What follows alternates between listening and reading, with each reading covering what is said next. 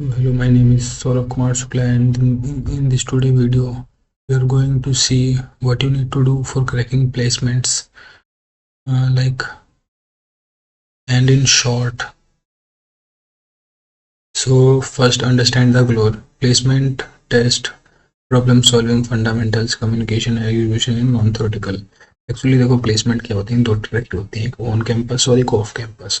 On campus अगर company आपकी उसमें कॉलेज में आ रही है तो उसमें एक अलग है क्राइटेरिया, और अगर आप ऑफ कैंपस अप्लाई कर रहे हो तो उसमें अलग क्राइटेरिया है। ऑन कैंपस में आपको मेजरली डीएसए पे फोकस करना पड़ता है, डीएसए पे आपको अच्छी पकड़ होनी चाहिए।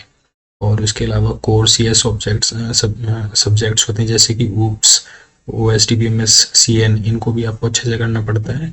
बट जो ऑफ कैंपस अगर आप अप्लाई करते हो तो उसमें आपको रियल प्रोजेक्ट्स बिल्ड करने पड़ते हैं और उस पर प्रोजेक्ट्स पे ज़्यादा फोकस करना होता है। तो projects must be build, deployed, explainable, useful, and tutorials clone बनाना बंद कर दीजिए, सबसे बड़ी बात। तो उसके बाद आपको एक पेज का रिज्यूमे होना चाहिए मैक्स टू मैक्स।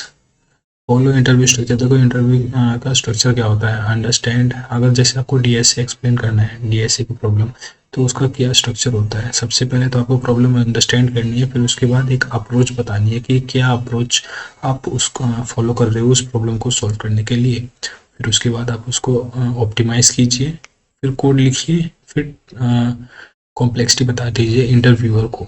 ये सब करना ज़रूरी है इंटरव्यूअर के सामने। उसको समझाना भी ज़रूरी होता है, खाली कोड लिखना इम्पोर्टेंट नहीं है। इंटरव्यूअर को समझ भी आना चाहिए कि आप कर क्या रहे हो।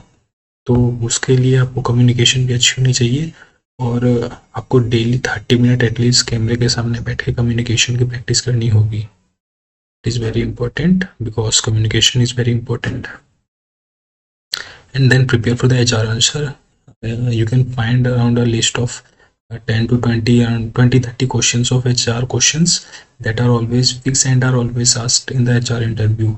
So practice those questions, and that's it for your placement preparation. And here I also have given a how much you have to practice and what.